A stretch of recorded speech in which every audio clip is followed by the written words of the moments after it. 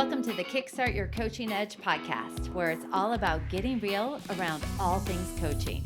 And what we know for sure is that what got you here won't get you there. You can't see the spinach in your own teeth. And finally, hang on, because this one's really deep. Once you realize that you are the traffic, everything makes complete and unadulterated sense. I feel like I should go choo-choo, since I'm supposedly getting on this train right now.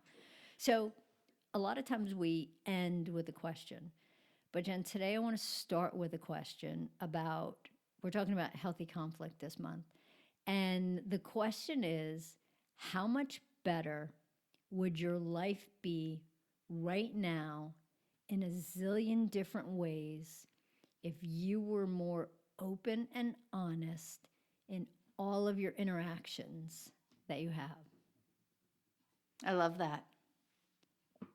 And I think, and I mean, really just think about that, because how often are you wasting your time, you're wasting your energy by just sugarcoating things and thinking that you're making things better when you're really not?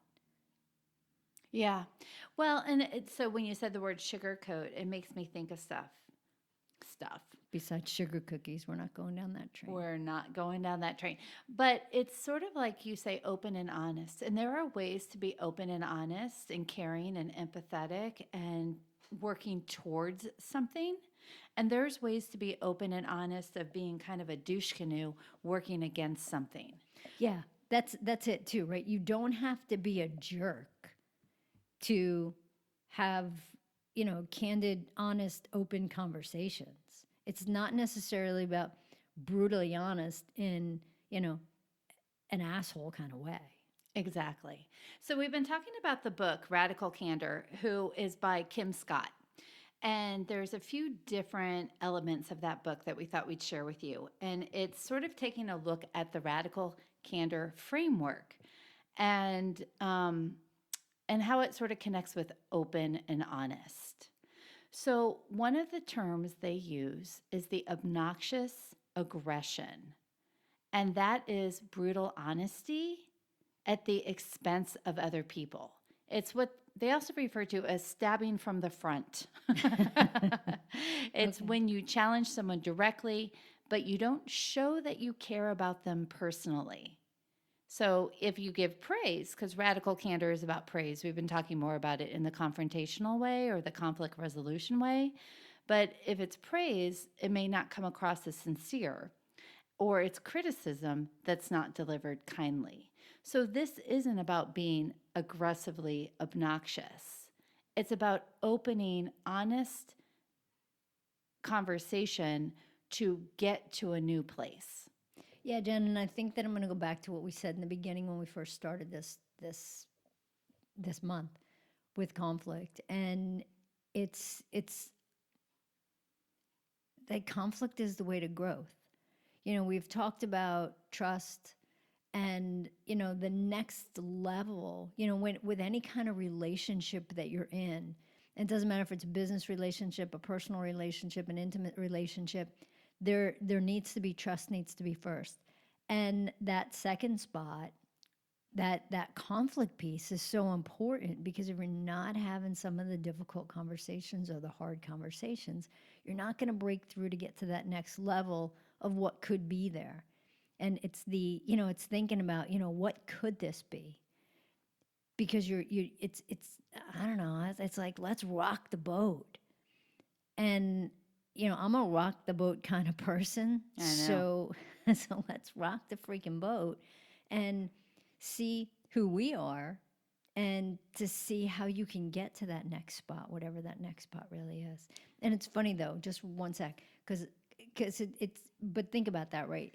Difficult conversations, fierce conversations, hard conversations, they have that word, right? Difficult, fierce, and hard, because they're hard. But once you get through that, it just becomes so much easier. Yeah, and it's interesting you say about like people maybe who don't want to rock the boat, right? So going back to the framework of Radical Candor by Kim Scott, The people who don't want to rock the boat, the terminology she uses for that is ruinous empathy. And it's what happens when people want to spare somebody's short-term feelings, right? So in the short term, I don't want them to feel bad. I don't want them to feel guilty. I don't want them to get mad, right? And so people will avoid talking about it. It means you care personally, but you fail to challenge directly. Yeah, so who's like, what kind of favors are you really doing anybody right there? Like, oh, great, I care about you, but I'm not going to challenge you. I'm going to let you sit in this space of mediocrity. And that's just ridiculous. So ruinous empathy may feel nice or safe, but it's ultimately unhelpful or even damaging. All right. It's the avoiders, That right? sounds Or I somewhat care pervasive. so much about how they feel. I don't want them to feel uncomfortable or angry or upset or sad, which we're not responsible for, but that's a whole different podcast episode. Not this one. All right. The next one that is brought up in Radical Candor is manipulative. What is it? I can't say it. Manipulative, Good. better, insincerity. And this is not front stabbing, but backstabbing, or it's plain politics, or it's passive aggressive behavior.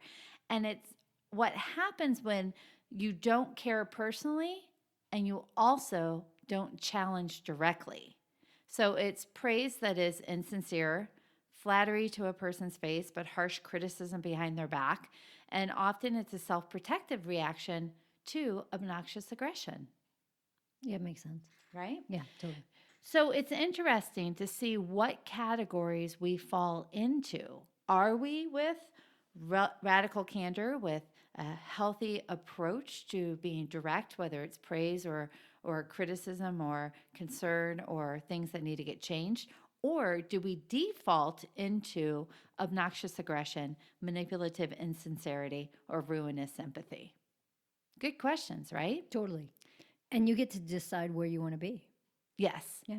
Yeah. And I think what different situations will pull you into what quadrant or what people, Yeah.